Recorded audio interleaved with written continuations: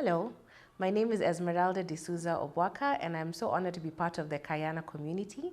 And Kayana is celebrating 3 years of existence, and it's a space where female entrepreneurs have been coming together to network, to learn from each other, and grow their businesses. Hello, everyone. Today I have the absolute honor to host two amazing authors, and I'll allow them to introduce themselves. Thank you so much, Esmeralda. My name is Dr. Patricia Murugami, and writing my first book in 2020 was an act of fear and faith. I'm the chief executive and founder of Breakthrough Leadership Transformation. Thank so you, happy to be Patricia. here. This is her book. I'm sure many of you have seen it. Josephine? Thank you for having me. My name is Josephine Macharia. I'm the author of my first book, Everyday Raise, which is a 100-day devotion. And I'm the founder of Bluegrass Solutions and Pit Stop Forum. Thank you. Thank you very much. And this is Josephine's book. Let's begin. How does one decide to write a book? How do you, at what point did you decide, one day I will be an author? When did it come to you? One day I'll be an author. It wasn't even on the plan. Actually, when I look back at last year, and I think about the fact that people also nudge you in a certain direction. I remember 2 or 3 people, actually 2. One, after I spoke somewhere, and she said, Patricia, you are furiously writing everything you're saying. You're the author for Africa on leadership. And I was like, really? And that was February 2020. And then COVID comes, and I remember we'd done some work in Uganda, extensive work in 2019. And I had friends there, and I opened my WhatsApp. And one of those friends, who we don't talk much with, really, more of an acquaintance, writes me a text and says, Patricia, I had a dream last night that the bookstores are ready for your book. Wow. And that was just incredible. In May, I hadn't thought about writing a book last year, especially not last year. Yes. So I think it's very much whispers that come from other people that, in a sense, align with my reverse mentors. And I remember some younger ones telling me, not everyone will get access to your seminars, to the work that you do. Yes. How about write something, because the book will go much farther than any work you'll ever do. Wow. So that was the thing that was ringing somewhere in my subconscious. So there was no plan. It was influence from your, Yes, your environment. And internal urgings in a certain direction. Wow. So that's interesting. Josephine? For me, like Patricia, never ever saw myself as an author. On the flip side, I'm a voracious reader, so I've always been on the receiving end of other people's content. But in 2015, I remember writing on an old model phone, and I wrote Everyday Raise, and I knew that was going to be the name of a book that I write. But then I didn't know when it was going to happen. Yeah. So what I did is I started posting a lot on social media, and I started a blog. And then I decided, why not collate all this into one book so that then it's easier for people to access that information. So that's how my journey kind of began. Excellent. Yeah. And I know both of you actually are very voracious readers. Did that influence your style, or what books influenced your style of writing? If you would name maybe 2 or 3 books, which books would you like? This definitely, if I write, this is what I would like to model it against. I think for me the impact was very different. I was under a lot of stress. I thought to myself, every leadership book has been written, I have read it. So what is this I'm contributing? Yeah. So I think the flip side of being an avid reader is that, in a sense, I got petrified. I was like, what am I doing? Can this really serve anyone? And then I remember, to counter that, someone told me, yes, people have written many books, but no one has heard your voice. I think that was very liberating, because frankly, I would open my Kindle and I'm like, goodness, even if I think of different titles, someone already has written something in that direction. So for me, it was, in a sense, more of pressure, but I had to deal with it. I've been influenced by writers like Marshall Goldsmith, Adam Grant. Their styles, but still, at some point I stopped reading because I didn't want also the influence of someone else's voice to come through. So when I chose to start writing, I sanitized my space in the spirit of the season, sanitized my mental space so that I don't use someone else's voice subconsciously. So as much as yes, we are influenced by other people, I really had to still stay on the course and in a sense stay in my lane. And make it your own completely.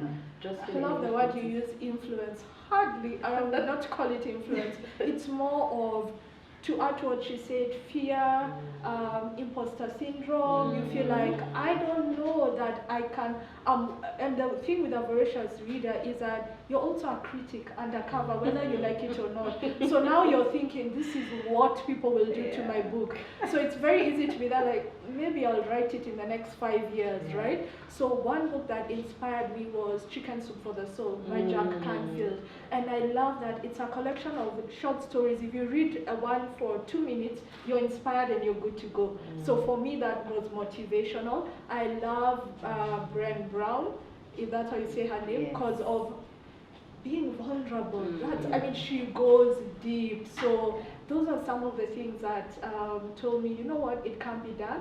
And your story is your story. Like no one can negate it or come at you and say, that's not true. So just being true to yourself, I think that was a big thing. Wow. Yeah. And tell us a bit about the journey. So you decide, or you get the influence from your surroundings and you decide, okay, maybe it's time to do this. What are the steps that you took? What are the, if you could just chronologically, how does one go about writing a book?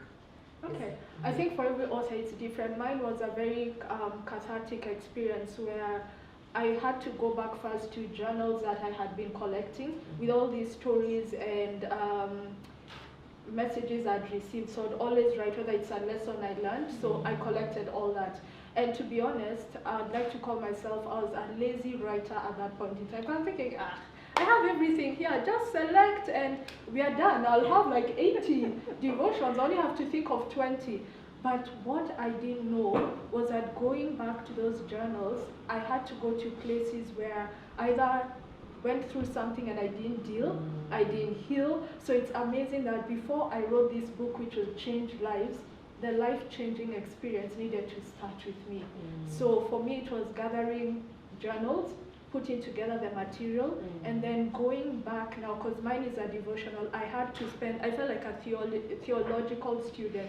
All translations of the Bible open, because you can't write things that are not accurate. So there was a lot of that, going and knowing what version do I want to use, what do I need to pick. And then just like Patricia said, I had to now stop listening to sermons, because you don't want someone thinking, you've copied and we've had that before. So just to zone out and be in a space where I was quiet and silent and just able to hear what Holy Spirit wants me to put in the book. So that was my journey. A lot of post-its, notes, typing, but then everything came together. Okay. Yes. How about Patricia? How did that go? Fascinating. You know, there's something you said there around heal thyself. Because, you know, for me, after now choosing, I remember we lost an uncle, and I remember looking at his, you know, the COVID funerals are very stripped bare in a sense, because it's 2 hours and you're done, right? And you're not used to that. It was the first funeral we had attended, and I remember standing at his grave and just thinking, that's the we've always had, that in the graves is where people's books, songs, poems, businesses are buried there because they never dared. You know, and I love what you said about Brené Brown, because she really influences us on daring greatly, despite and in spite of where we've come from. So I remember coming back, we came back to Nairobi, and I thought to myself, what if this really was my last year? Wow. Yeah, because those are things we talk about in some of our leadership sessions. It's very easy to help others, you know? It's a very different thing to say, let me take my own medicine. And so I thought to myself, no, let's get this done this year. So I called a friend of mine who'd written books. And she's written like 3 books, and I asked her, so how did you do it? And she said, let me introduce you to this publishing house, and they're doing actually 21 days to write your book. And I said, oh, okay. I mean, we are stuck here, so we may as well do it. And it was online. So we started the 21 days. I got in touch with them. It was a free 21 days of writing your book. And I think out of those 21 days, there were 10 days I was missing in action. Life just happened. And Dr. Barry would keep coming back and asking, are you still there? And I'm like, yeah, I'm still there. I was still half about it at some point. And then I said, why do this halfway? Yeah. Since you're in it, let's just get on with it. And so by the time the 21 days were over, you had to have a draft of your table of contents of some kind. Oh, wow. And that's how I did my doctorate. So I could kind of now borrow. That structure really helped me think about, so how are we going to do this? I knew it was not going to be an academic book. I knew I would borrow from some of the lessons that I learned and took away from my research. I was struggling as to whether this book should be read only by women or should be open to, so I had all these conflicting questions, but I said, let's just do this. So once I submitted that, he said, okay, so let's start writing. So we start writing, and it was good to be guided. I mean, you self-publish, and that's just incredible. I had the safety net in a sense, and in that sense also the pressure. I think you have internal and external pressure. And then we got to a certain point, and the imposter syndrome was seated here with me. And the twin sister right here. And I am doubting everything I'm writing. And I remember even writing to a friend, calling a friend and saying, I don't think I can do this. And she said, no, Patricia, no, just take a break. Maybe it's just so much going on, and then come back to it. So after that, I chose to tell, of course the kids knew, my husband knew. But then I told them, I'm writing a book. And so now, every day, I had family accountability. So how many chapters have you written? I was like, don't ask. But I'm like, I know accountability helps you move forward.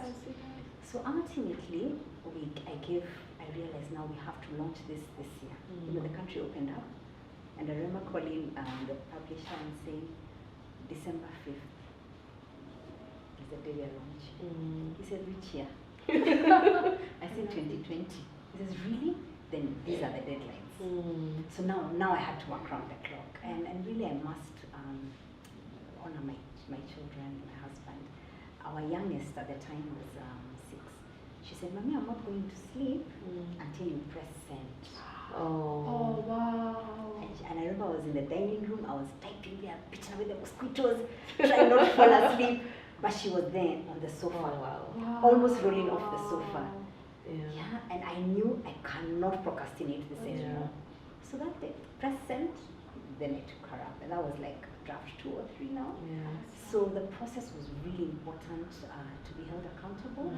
But frankly, I continue to feel it was a real dance of fear and faith. At different times you're fearful. And one time my fear was very much around, what if everything is written? What if I come across that critical? People's books, I come across like I have nothing to offer. And he told me something, because it was an email in 21 days, what are your fears? And he told me, if one person is going to gain by you showing your ignorance, then so be it. I love that. In fact, I almost printed that email. I'm like, let me frame it. And that for me was where now I realized, okay, let's banish fear. Let's just focus on moving forward. That's brilliant, Patricia. So you mentioned a lot about your influence, your influences in your environment. What about for you, Josephine? Who influenced you? Who are your key support, your support system? All by myself. No, but seriously. No. I think for me, I did it differently. Maybe towards the end, I did what Patricia did. I knew I'm the kind of person that if I keep telling everyone I'm writing a book, it's almost like it works counter for me. But I had this thing where like I only had like 2 or 3 people who knew I'm working on this book. And it had gotten to the place where they're like, my accountability partner was there like, I don't want to hear, it's about the book, I'm not interested anymore. Because it got into that place where every time there's an excuse. How far have you come? So I have moments where in February they're like, oh, this is a new schedule of what I'm doing. So she checks in on me. What do you mean you've done absolutely nothing? So I got to a place she's there like, you know what? I don't want to hear about the book until I see evidence. So I got into this zone where after November I realized, 1, this book will not write itself. I need to get it done. Secondly, to her point that there's someone out there who needs to hear your story. Then I kept procrastinating because when I want to launch the book, you see someone, hey, just released my book. So I'm like, is everyone waiting for a book? Did you get that in 2020? So I'm like, maybe I hold up to 2021. But anyway, so what I did is I entered this zone and I work very well when I block off days. So I gave myself 10 days and I said in these 10 days, everything that has not been done needs to get done. So I filled my workstation with all these papers. One was written 12/12/2020. That was the original date that the book needs to be ready. Others were filled with quotes. It can be done, end of story. Like just to keep motivating me. And then I went into shutdown where I told family and friends, I am unavailable. Like I need to zone in and finish this. Wow. So that for me really helped, that tenacity, and then I put pressure on myself. I made the worst mistake. I told the printer I'm bringing the manuscript on this day. So you know he will call you every day. I'm waiting for the book. So that for me. So yes, I had a couple of friends, but I told a very, like almost 5 people. Then everyone else was surprised when I did the announcement. Yes. Okay, we'll talk about the challenges very soon. Did COVID and the pandemic generally provide a good opportunity for the books? Because I noticed both of you, and actually very many other authors, wrote it in that season. Did it provide an opportunity for you did it facilitate the process? Absolutely, I think so, because then when a lot of things were shut down, then your calendar schedule that was normally busy, now you had time.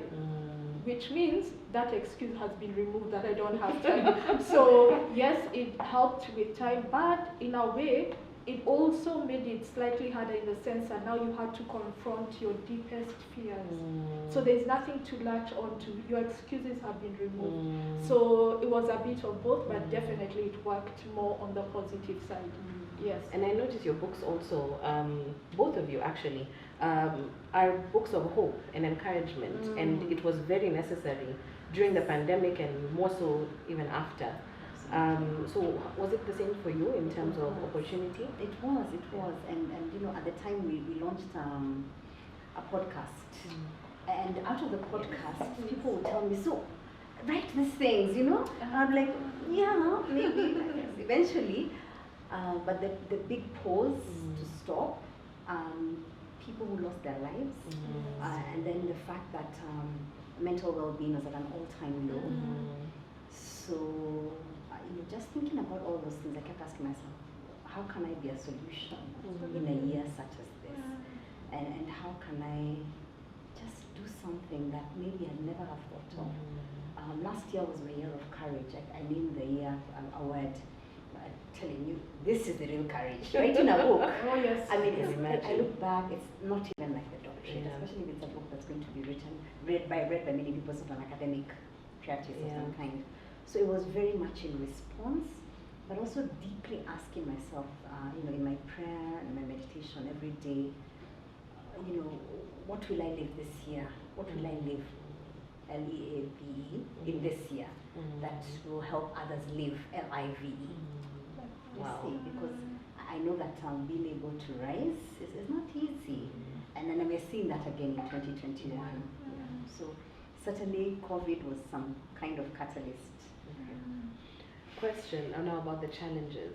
I know Patricia has touched on, especially the fears around, you know, you're doubting yourself, the noise around you, imposter syndrome. What other challenges did you face?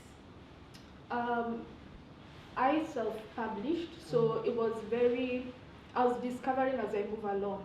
So there's no one to guide you and tell you at this point you need to do this and you need to do this. So what I was using is my knowledge from my background of when we used to do design and print. So then now I had to remember, okay, so at this point you'll need the design, you'll need to think of the cover design, you'll need to think of an editor, so for me, I had to learn as we go, and it was so important because I needed to break that mentality that self-publishing is impossible.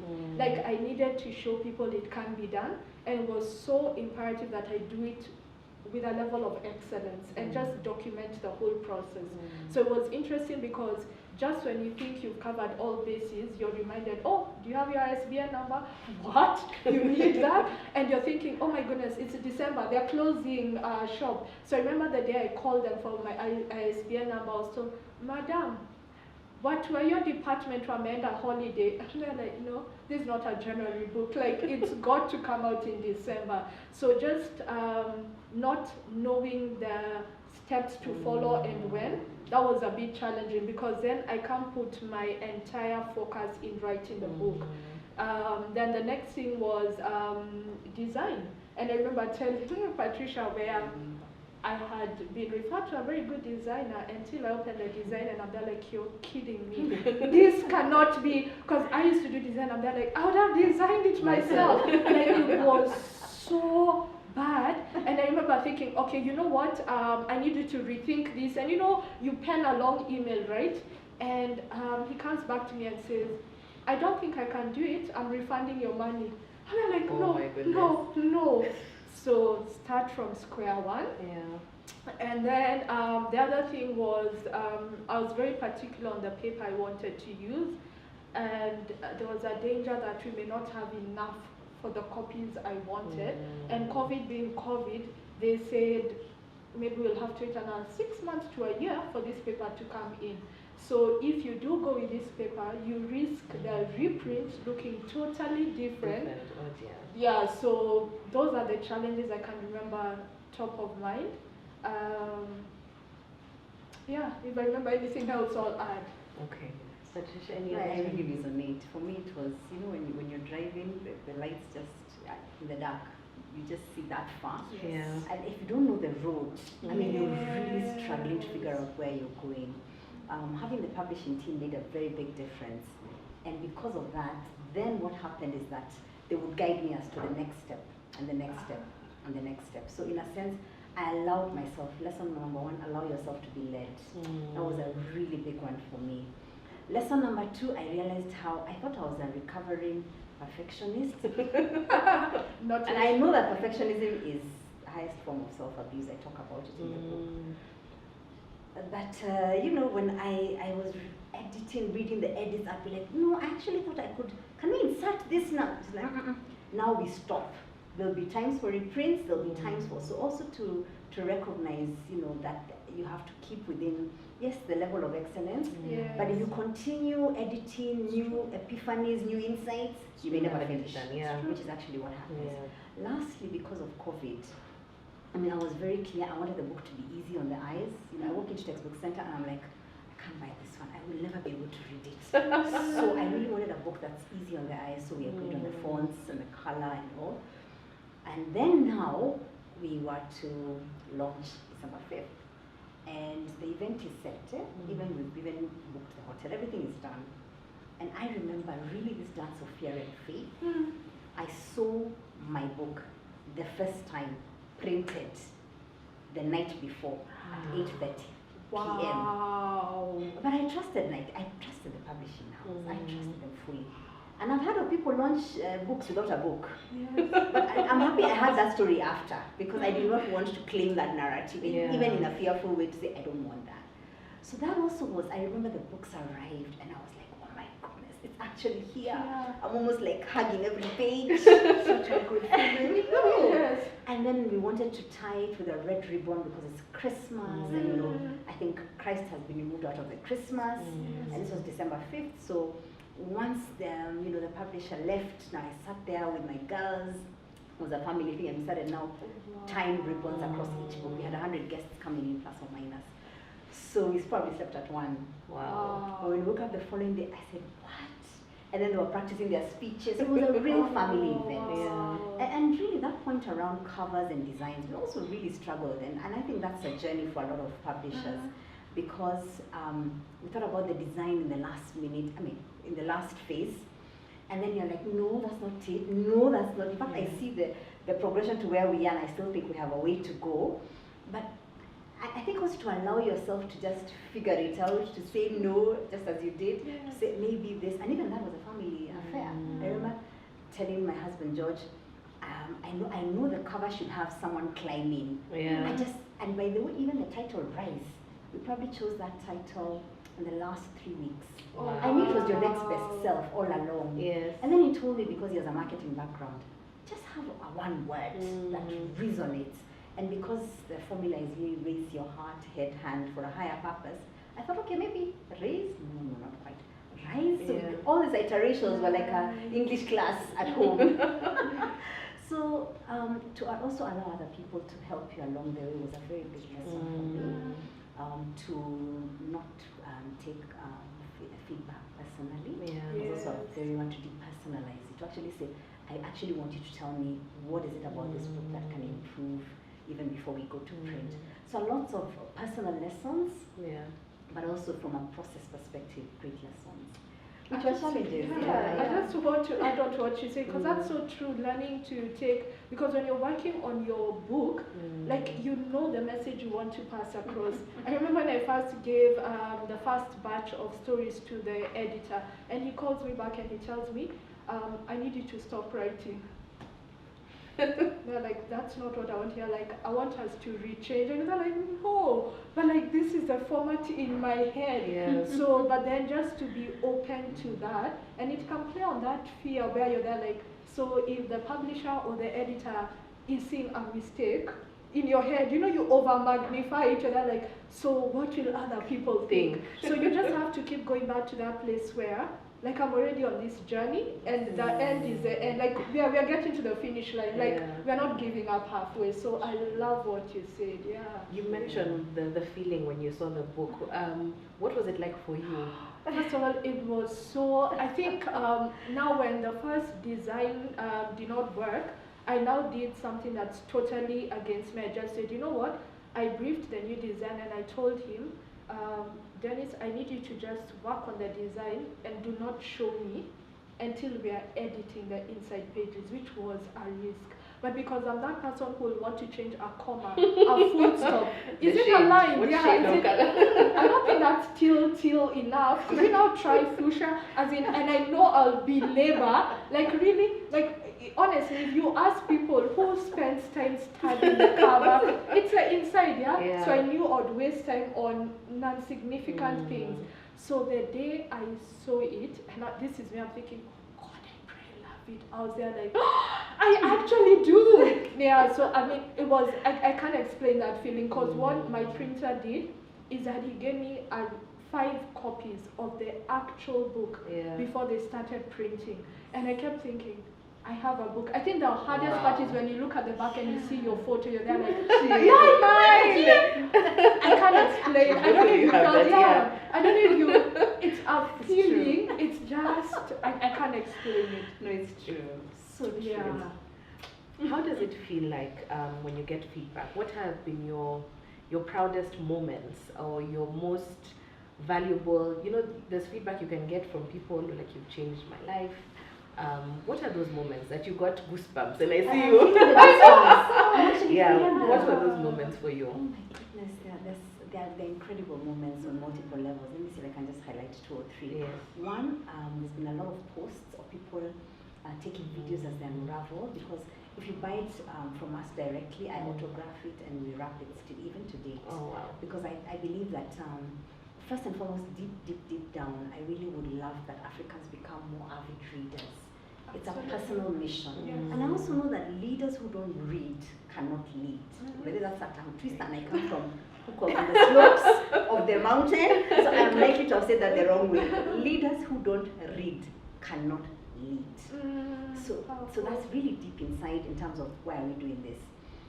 So this lady posts on Instagram and says, if you're the kind of person who's not ready to grow, who's not ready to shift, who doesn't seem to be clear about whether this is not the book for you. And I was like, wow, you know? And in fact, Doki Docs really inspired me. And I think because we retweeted her post recently, people are like, you know what, half-year goals, let me relook at the book. And the way the book is written is to give an opportunity to reflect and to take action.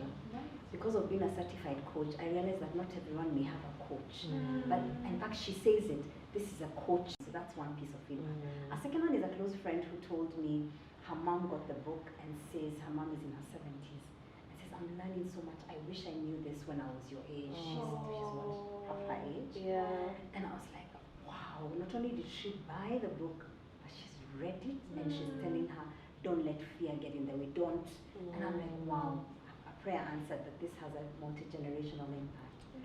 And then one corporate just came and said, you know what, we're going to buy this for 1,000 of our women. Wow. Because we just feel that we have to start this book club in a way that helps them rise. Pun intended. And so I remember thinking, and a lot of corporate teams have come back and said, our top 100 managers who want to buy this. And so every time I'm autographing the book, it's a prayer, because I don't even autograph the same words. They're different. So I tell them, give us the list of who we're autographing for. And as I write that, I'm like, may this be the prayer that this book will help them rise and become their next best selves. So they've been incredible. People sending me pictures on holiday. So they're at the beach and the book is there. Wow. So we're thinking of how do we showcase this to just help them also keep at it. Yeah. But in many ways, I think the deepest ones was family. My husband told me, are you serious that women are in the boardroom and they're asked to serve tea? He asked me this last week. I said, I have. And I just said something. Yeah. But you know, most people get so annoyed because those biases are real. Really? Yeah. So some of those stories there, I mean, of course all of them are real and we mask the persons who experience them. But the fact that people are reading and questioning, how can we be doing this? How can we do this differently? Our daughters trying to sell the books to their teachers. Wow. You know? Yeah. And saying, Mom, this best teacher, can we just give her as a gift? I'll buy it from my savings. So it's been incredible. Every time I get into a bookstore, it's almost like it's my first book. As in, it's the only book that is being sold. I am still as excited as, I don't know, your first toy. How you felt? I went to Expo Center Sarit last week, and every time I go there, I'm like, when will my book be near the door? You know, near the door somewhere, not somewhere. In Sarit, eh? So I walk in, and the girls are like, you want to check where your book is? Yeah, I do, because they know. So we get in and ask, where is Rice? I mean, I'm masked. I don't look like it. I mean, I have a different hairstyle from what's on the book. And they said, go and talk to that guy there. So I go there. And then he says, I asked, do you have the book Rice? By Patricia. First, I want to faint. Because he knows. Yes. And I'm like, yeah, by Patricia. Yeah, it's here. It's actually one of our fast moving books. So then I want to now break into a sweat, you know? So we go there and he says it seems to be sold out. And then I said, in fact I asked him, you know it? Yeah, I've read it. It's a really good book. Can you imagine? Wow. He's the attendant in Textbook Center in Sarit Center. Wow, that's powerful. Yeah, and he says, yeah, I read it and it's really given me a lot of insights on how I can grow. Wow. So I said, I'm the Patricia. You're the Patricia. I'm like, yeah, and thank you so much. He says, let's go. It was actually at the door. I think you need to now stock up, etc. Wow. I remember I was walking on air. Yeah. So for me, lots of lessons, but I think deep inside, my prayer is not to lose the sense of wonder. And I was telling our children, let's not lose the sense of wonder when we see things or do things, because that's really where the magic is. You need to know, did that actually happen?